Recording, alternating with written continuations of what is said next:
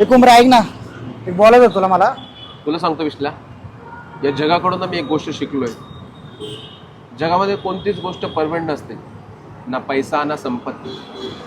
एखादा माणूस जन्माला येताना ना पैसा घेऊन येतो, ना संपत्ती घेऊन येतो, ना जाताना पैसा घेऊन जातो, ना संपत्ती घेऊन जातो. मग कसला मी पण आलाय? समजते ना मी तुला काय म्हणायचंय ते? मला समजतंय कुमरा तुला काय बोलायचं ते. हा. हे सगळे चुत्तेगिरी ना बंद कर. ते माझे घेतलेले पैसे पहिले दे बाबा.